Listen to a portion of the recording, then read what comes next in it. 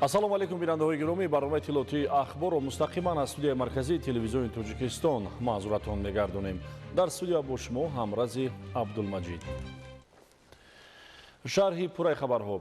6 феврал дар шаҳри Душанбе таҳти раёсати раиси Маҷлиси Миллии Маҷлиси Олии Ҷумҳурии Тоҷикистон, раиси шаҳри Душанбе муҳтарам Рустами Эмомалӣ, ҷаласаи шӯрои Маҷлиси Миллии Маҷлиси Олии Ҷумҳурии Тоҷикистон даъвати ҳафтум баргузор шуд.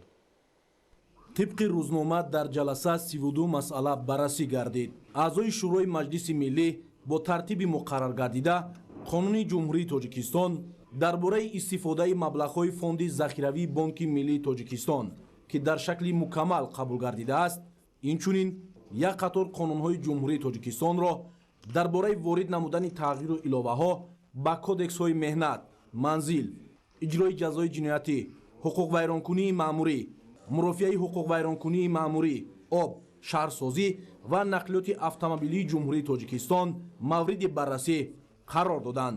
дар идомаи ҷаласа аз ҷониби аъзои шӯро қонунҳои Ҷумҳурии Тоҷикистон оид ба ворид намудани тағйиру илова ба Қонуни Ҷумҳурии Тоҷикистон дар бораи истеҳсолоти иҷро, оид ба ворид намудани илова ба Қонуни Ҷумҳурии Тоҷикистон дар бораи рӯзҳои ид, оид ба ворид намудани тағйирот ба Қонуни Ҷумҳурии Тоҷикистон дар бораи воситаҳои нашъадор, моддаҳои психотропӣ ва прекурсорҳо, оид ба ворид намудани тағйиру иловаҳо ба Қонуни Ҷумҳурии Тоҷикистон дар бораи хоҷагии ёрирасони шахсӣ, оид ба ворид намудани тағйиру иловаҳо ба Қонуни Ҷумҳурии Тоҷикистон дар бораи партовҳои истеҳсолӣ ва истеъмолӣ, оид ба ворид намудани тағйирот ба Қонуни Ҷумҳурии Тоҷикистон дар бораи муомилот бо партовҳои радиоактивӣ, оид ба ворид намудани тағйироту илова ба Қонуни Ҷумҳурии Тоҷикистон дар бораи ҷамъоварии пораву партовҳои металлҳои сиёҳ ва ранга, оид ба ворид намудани тағйиру иловаҳо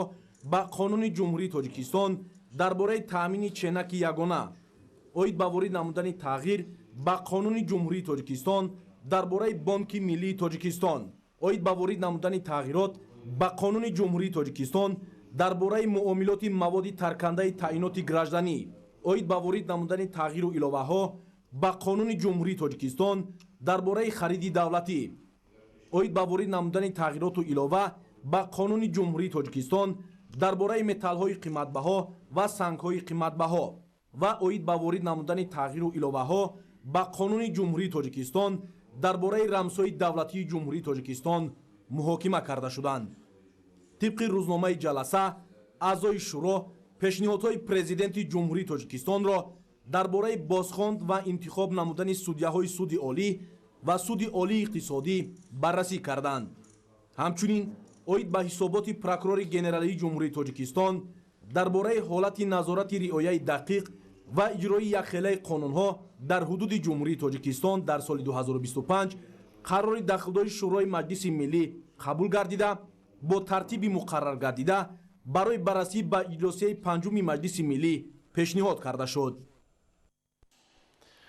6 феврал дар шаҳри Душанбе таҳти раёсати раиси Маҷлиси Миллии Маҷлиси Олии Ҷумҳурии Тоҷикистон, раиси шаҳри Душанбе муҳтарам Рустами Эмомалӣ, иҷлосияи панҷуми Маҷлиси Миллии Маҷлиси Олии Ҷумҳурии Тоҷикистон даъвати ҳафтум баргузор гардид. нахуст аъзои Маҷлиси Миллӣ қарорҳои дахлдорро оид ба тасдиқи тартиби кор, интихоби котибот ва рӯзномаи иҷлосия иборат аз 31 масъала қабул намуданд. зимни муҳокимаи масъалаҳои рӯзнома раисони кумитаҳои Маҷлиси Миллӣ оид ба таъмини асосҳои конститутсионӣ, ҳуқуқу озодиҳои инсон, шаҳрванд ва қонуният, оид ба масъалаҳои аграрӣ, шуғли аҳолӣ ва экология, оид ба иқтисодиёт ва коммуникатсия ва оид ба ҳамоҳангсозии фаъолияти Маҷлиси Миллӣ бо Маҷлиси намояндагон, ҳокимияти иҷроия, иттиҳодияҳои ҷамъиятӣ, воситаҳои ахбори омма ва робитаҳои байнипарламентӣ, хулосаҳои кумитаҳои соҳавиро нисбат ба қонунҳои баррасишаванда иброз доштанд. тибқи рӯзнома аъзои Маҷлиси Миллӣ Қонуни Ҷумҳурии Тоҷикистон дар бораи истифодаи маблағҳои фонди захиравии Бонки Миллии Тоҷикистон ки дар шакли мукаммал қабул гардидааст, инчунин қонунҳои Ҷумҳурии Тоҷикистон дар бораи ворид намудани тағйиру иловаҳо ба кодекси меҳнати Ҷумҳурии Тоҷикистон дар бораи ворид намудани тағйиру иловаҳо ба кодекси манзили ҷумҳурии тоҷикистон дар бораи ворид намудани тағйироту илова ба кодекси иҷрои ҷазои ҷиноятии ҷумҳурии тоҷикистон дар бораи ворид намудани тағйиру иловаҳо ба кодекси ҳуқуқвайронкунии маъмурии ҷумҳурии тоҷикистон дар бораи ворид намудани тағйиру иловаҳо ба кодекси мурофиаи ҳуқуқвайронкунии маъмурии ҷумҳурии тоҷикистон дар бораи ворид намудани тағйиру иловаҳо ба кодекси оби ҷумҳурии тоҷикистон дар бораи ворид намудани тағйиру иловаҳо ба кодекси шаҳрсозии ҷумҳурии тоҷикистон ва дар бораи ворид намудани тағйиру иловаҳо ба кодекси нақлиёти автомобилии ҷумҳурии тоҷикистонро баррасӣ ва ҷонибдорӣ намуданд. пас аз муҳокимаи ҳамаҷонибаи аъзои маҷлиси миллӣ қонунҳои ҷумҳурии тоҷикистон оид ба ворид намудани тағйиру илова ба қонуни ҷумҳурии тоҷикистон дар бораи истеҳсолоти иҷро оид ба ворид намудани илова ба қонуни ҷумҳурии тоҷикистон дар бораи рӯзҳои ид оид ба ворид намудани тағйирот ба қонуни ҷумҳурии тоҷикистон дар бораи воситаҳои нашъадор моддаҳои психотропӣ ва прекурсорҳо оид ба ворид намудани тағйиру иловаҳо ба қонуни ҷумҳурии тоҷикистон дар бораи хоҷагии ёрирасони шахсӣ оид ба ворид намудани тағйиру иловаҳо ба қонуни ҷумҳурии тоҷикистон дар бораи партовҳои истеҳсолӣ ва истеъмолӣ оид ба ворид намудани тағйирот ба қонуни ҷумҳурии тоҷикистон дар бораи муомилот бо партовҳои радиоактивӣ оид ба ворид намудани тағйироту илова ба қонуни ҷумҳурии тоҷикистон дар бораи ҷамъоварии пораву партовҳои металлҳои сиёҳ ва ранга оид ба ворид намудани тағйиру иловаҳо ба қонуни ҷумҳурии тоҷикистон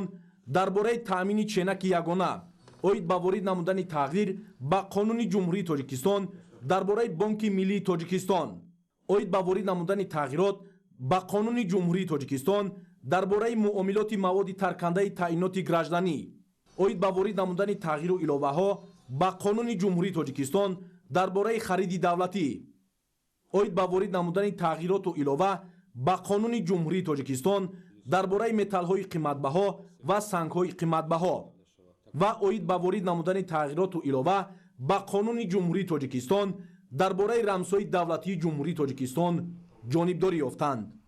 дар асоси пешниҳодҳои президенти ҷумҳурии тоҷикистон бо қарорҳои маҷлиси миллӣ кенҷазода муҳаммад ҷалолиддин тош ва ғуломзода сафарбек салом бо сабаби ба охир расидани муҳлати ваколат аз вазифаи судяи суди олии ҷумҳурии тоҷикистон бозхон карда шуданд. ҳамчунин бо қарорҳои маҷлиси миллӣ кенҷазода муҳаммад ҷалолиддин тош ғуломзода сафарбек салом сафарзода маҳинабону файзулло ва раҳмонзода икром раҳмонқул судяҳои суди олии ҷумҳурии тоҷикистон инчунин нурализода одил бобохуҷа судяи суди олии иқтисодии ҷумҳурии тоҷикистон интихоб карда шуданд. дар идомаи иҷлосия ҳисоботи прокурори генералии ҷумҳурии тоҷикистон дар бораи ҳолати назорати риояи дақиқ ва иҷрои якхелаи қонунҳо дар ҷумҳурии тоҷикистон дар соли 2025 шунида шуд. зимни муҳокимаи масъалаи мазкур раиси маҷлиси миллии маҷлиси олии ҷумҳурии тоҷикистон муҳтарам рустами эмомалӣ ба прокурори генералии ҷумҳурии тоҷикистон оид ба таҳкими қонуният ва тартиботи ҳуқуқӣ пурзур кардани назорати риояи дақиқ ва иҷрои якхелаи қонунҳо бахусус дар самти истифодаи замин ва шаҳрсозӣ қувваҳои мусаллаҳ ва сохторҳои ҳарбӣ пешгирии муомилоти ғайриқонунии маводи нашъадор дастуру супоришҳои мушаххас доданд. муҳтарам рустами эмомалӣ аз аъзои маҷлиси миллӣ ва намояндагони васоити ахбори омма ҷиҳати шарҳу тавзеҳ ва ба аҳолӣ фаҳмондани мазмуну моҳияти тағйиру иловаҳои ба кодекси ҳуқуқвайронкунии маъмурии ҷумҳурии тоҷикистон ворид гардида дар самти пурзур намудани ҷавобгарӣ барои риоя накардани қоидаҳои ҳаракат дар роҳҳои автомобилгард даъват ба амал оварданд. ҳамчунин раиси маҷлиси миллии маҷлиси олии ҷумҳурии тоҷикистон муҳтарам рустами эмомалӣ ба аъзои маҷлиси миллӣ раисони вилоятҳо ва шаҳру ноҳияҳо вобаста ба вусъат бахшидани корҳои тозагию ободонӣ истиқболи сазовори ҷашни наврӯзи байналмилалӣ омодагӣ ба мавсими киштукор ва даъвати баҳории ҷавонон ба хизмати ҳарбӣ супоришҳои дахлдор баён намуданд. бо ҳамин иҷлосияи панҷуми маҷлиси миллии маҷлиси олии ҷумҳурии тоҷикистон даъвати ҳафтум ба кори худ анҷом бахшид. бинандагони гиромӣ барномаи иттилоотии ахборро идома медиҳем. Дар шаҳри Хуҷанд сохтмони 7 бинои нави мактабу кӯдакистон оғоз гардид. ин тадбир ба он хотир амалӣ карда мешавад ки мушкилоти мавҷуда аз ҷумла норасоии ҷойи нишаст, бартараф ва фарогири кӯдакон ба муассисаҳои таҳсилоти томактабӣ бештар гардад. тафсилоти бештар дар гузориши навбатӣ. ба муносибати ҷашни 35-солагии истиқлоли давлатии ҷумҳурии Тоҷикистон дар шаҳри Хуҷанд бунёди иншооти гуногун бо маром идома дорад, ки дар ин росто таваҷҷӯҳи мақомоти маҳал ба сохтмони мактабу кӯдакистонҳои замонавӣ бештар аст. дар идомаи тадбирҳои созандагӣ бо мақсади рушди бо низоми соҳаи маориф, аз ҷумла фароҳам овардани шароити мусоиду беҳтар барои илмомӯзии наврасону ҷавонон, ки дар сиёсати иҷтимоии давлату ҳукумати кишвар яке аз самтҳои афзалиятнок ба ҳисоб меравад, инак дар шаҳр боз бунёди 6 бинои нави муассисаи таълимӣ ва як кӯдакистони замонавии хусусӣ оғоз гардид.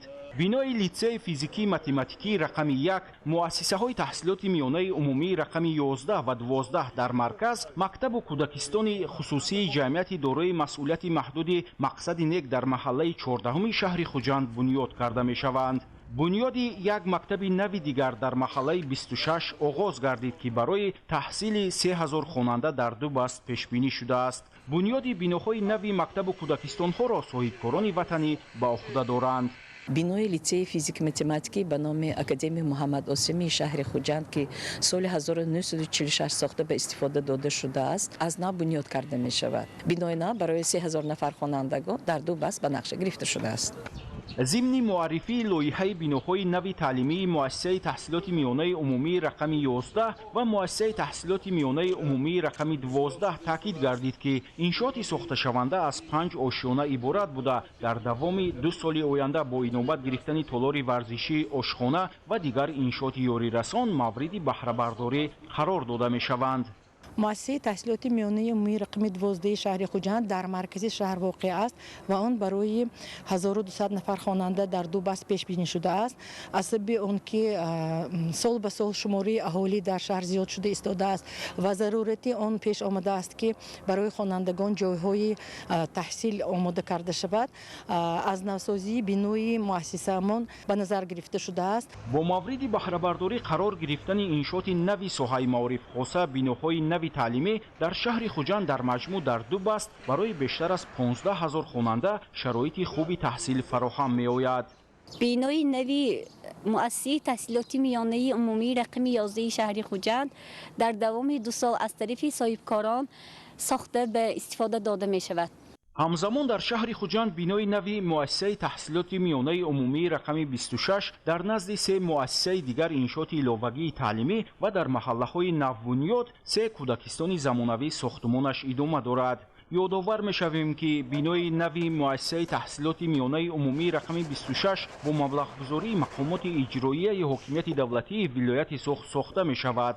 ҳоло корҳои сохтмонӣ идома дорад ва дар назар аст, ки бинои нави таълимӣ дар арафаи ҷашни 35-солагии истиқлоли давлатии ҷумҳурии Тоҷикистон ба истифода дода шавад. дар идомаи корҳои созандагӣ бунёди маҷмӯаи академияи футболи шаҳри Хуҷанд ҳам оғоз гардид. иттилоъ дода шуд, ки маҷмӯаи академияи футбол аз як бинои маъмурӣ, 2 майдони калони футбол, 2 майдони хурди футбол, 1 майдони болопуштаи футбол, ҳавзи шиноварӣ ва толори варзишӣ иборат буда ва сохтмони онро мақомоти иҷроияи ҳокимияти давлатии шаҳри Хуҷанд маблағгузорӣ менамояд. абдуваҳоби абдусаттор, Илёс Бобоҷон, шаҳри Хуҷанд, ахбор.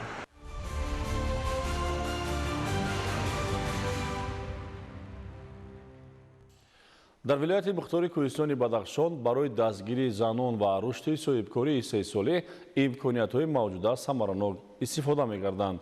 соли 2025 аз 23 лоиҳаи пешниҳодшуда ба Кумитаи кор бо занон ва оилаи назди ҳукумати ҷумҳурии Тоҷикистон 18 зан аз вилояти Бадахшон ба грантҳои президентӣ дастрасӣ пайдо намуданд.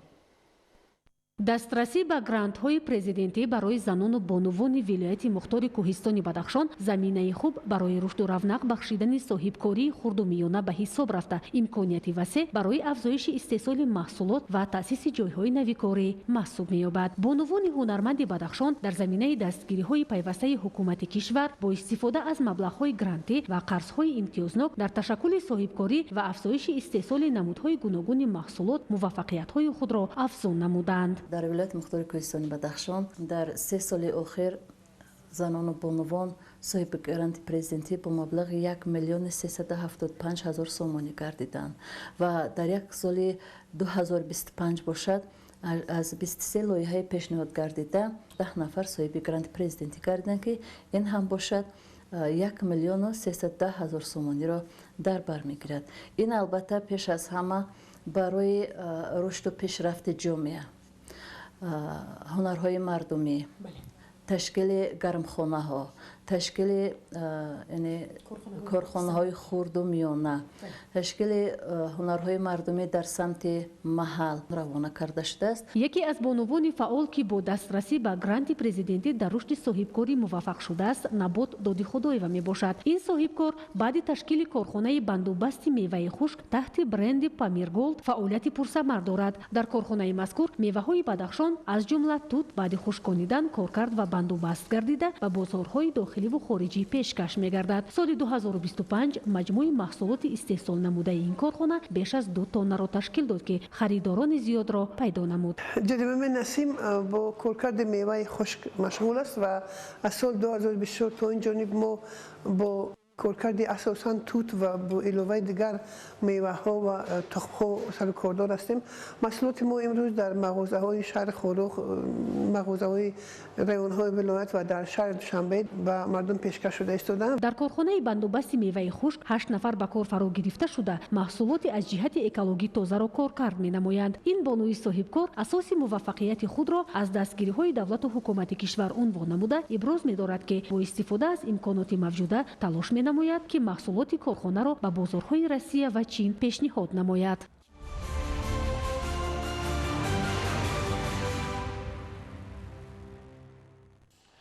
соли 2025 30 зани ҳунарманди вилояти Хатлон бо гирифтани гранти президентӣ дар ҳаҷми 500 ҳазор сомонӣ фаъолияти худро дар соҳаҳои гуногун оғоз намуданд. ҳоло бо истифода аз ин шароити фароҳам гардида занону бонувони ҳунарманди шаҳру ноҳияи вилоят тавассути ташкили коргоҳҳои нав ҳунарҳои мардумиро дар шароити хона рушду равнақ бахшида истоданд. гузориши ҳамкоронамон идомабахши ҳамин мавзӯъ. грантҳои президенти ҷумҳурии Тоҷикистон ҷиҳати дастгирӣ ва рушди фаъолияти соҳибкории занон барои солҳои 2025-2030 амалӣ гардида, мақсади он ба фароҳам овардани шароит барои амалӣ намудани ҳуқуқ, имкониятҳои иқтисодии занон, таъмини иштироки баробарии онҳо дар ҳаёти ҷомеа, баланд бардоштани қобилияти рақобатпазирии занон дар бозори меҳнат, рушди ҳунарҳои мардумӣ, ба шуғл ва касбомӯзӣ фаро гирифтани занону ҷавондухтарон, ташкили ҷойҳои нави корӣ равона карда шудааст. ин барои оянда омӯзонидан, рушд кардан, нигоҳ доштани таъриху фарҳанги миллати мо хело таъсири музбит мерасонад. занҳои мо хело рӯҳбаланд гаштанд аз ин дастгириҳо. Файзигул Сафарзода аз ҷумлаи ҳунармандзаноне аст ки давоми 20 сол ба духтану омӯда намудани ҳунарҳои мардумӣ машғул аст ки соли 2024 бо гирифтани гранти президентӣ бо маблағи 45 ҳазор сомонӣ фаъолияташро беҳтару хубтар намуда дар ин самт шогирдони зиёдеро тарбия намудааст. гранти президентӣ ин яке аз дастгириҳои ҳукумати ҷумҳурии Тоҷикистон барои мо имконият фароҳам меорад ки фаъолияти корамонро беҳтару хубтар ба роҳ монем. миннатдории худамро ба муҳтарам ҷаноби олӣ пешвои миллат мерасонам ки мо занҳоро дар ҳамаи самтҳо дастгирӣ мекунанд. дастгирии занони ҳунарманд ба касбомӯзӣ ҷалб намудан ва баландбардоштани маърифати ҳуқуқии онҳо аз масъалаҳое мебошад ки ҳукумати мамлакат ҳанӯз аз рӯзҳои аввали соҳибистиқлолӣ ба он таваҷҷӯҳи хоса зоҳир менамояд. якум аз сатҳи зиндагии мардум ҳунармандон боло рафт. дуюм شاگردان زیادی را تربیت کردن در راههای این هنرهای مردمی معرفی نمودن هنرهای مردمی قدیمی اولادان ما. مقصد چنین دستگیری ها پیش از همه برای بهبودی شرایط کار و زندگی زنان روانه کرده شده است. تأسیس گرانت های پرزیدنتی در کشور نیز یکی از توجه و غمخوری های خردمندانه حکومت کشور است که زنان و جوان دختران هنرمند برابر سزاوار شدن به این گرانت موقع خود را معین ساخته هنر و هنرمندی را در داخل و خارج کشور معرفی خواهند کرد.